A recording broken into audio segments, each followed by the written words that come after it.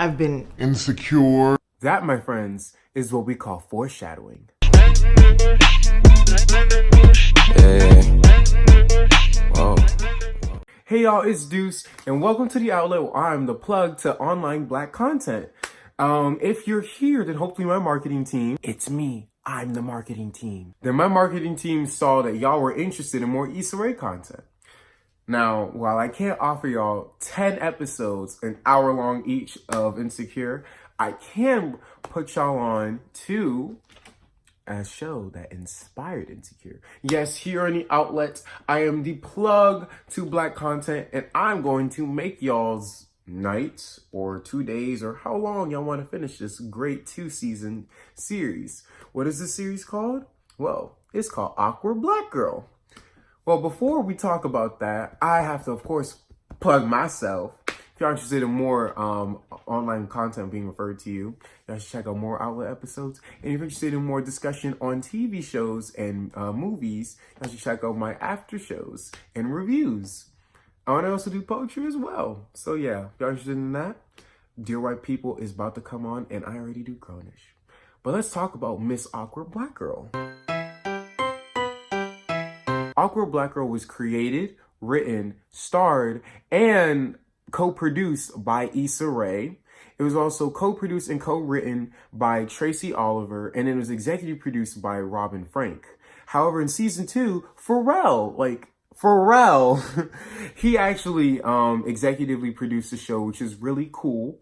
The show is basically about Jay, the character that Issa plays, and her really, awkward life, whether it be her weird co-workers, her interesting love interest, because there's a whole love triangle and everything, or just awkward situations.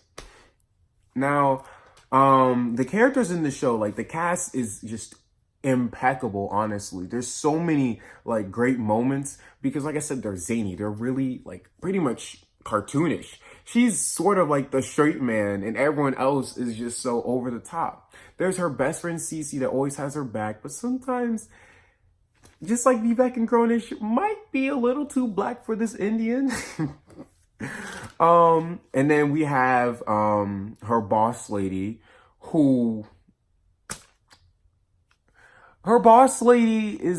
is very similar to the boss lady in Insecure, except this one actually says and does what she wants to do. The other one tries to keep it professional and cute. This one, she has no filter. You wash it? Girlfriend, how are we gonna go get cornrows now? Why did you change it? Oh, it was Black History Month. Then there's other characters like a man that Issa slept with that she really regrets, that really can't take a hint that it was just a mistake.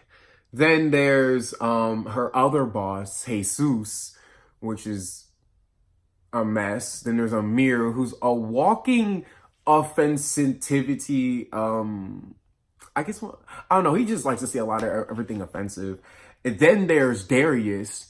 She affectionately calls him baby voice nigga, and that's because he speaks in such a pianissimo freaking Dynamic. pitch. You can barely hear him. But he has his moments because he's also incredibly shady.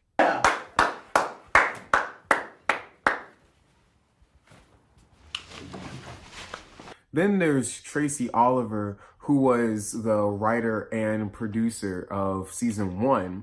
Well, co-producer and co-writer with Issa.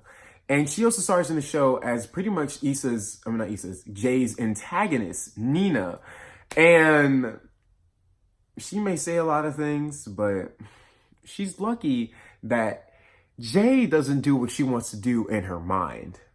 Oh, wow! Is it nap time? Did you stay up crying on Match.com last night? I just slapped you, bitch! I was actually up late working on the project that you assigned me. Then this character named Dolores, but she's a born-again Christian, so her name is Sister Mary.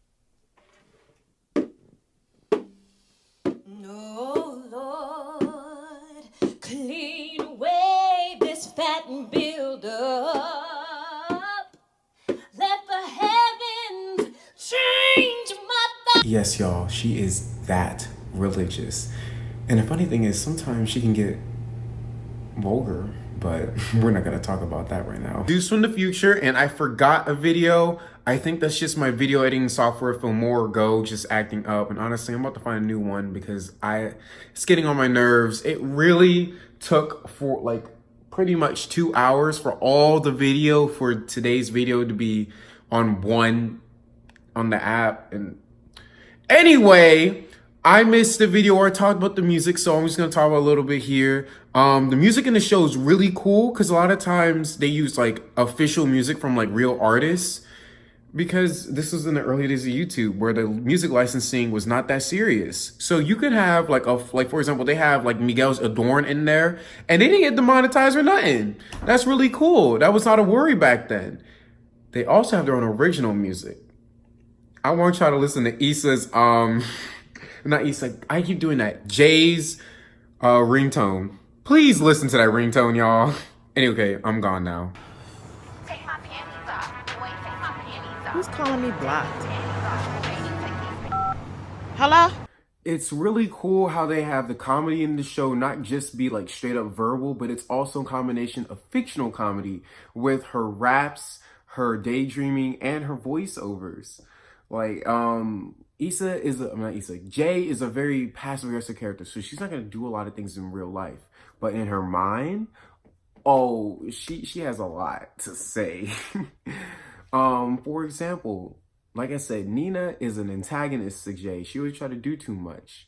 So here's how Jay tries to deal with it in her mind, through a rap. And embarrassing that for you. I actually don't remember being that affected by it, so... Stupid light-skinned bitch. You think you're the shit, but everybody knows your vagina smells like fish. Fish. Fish. No lesbo.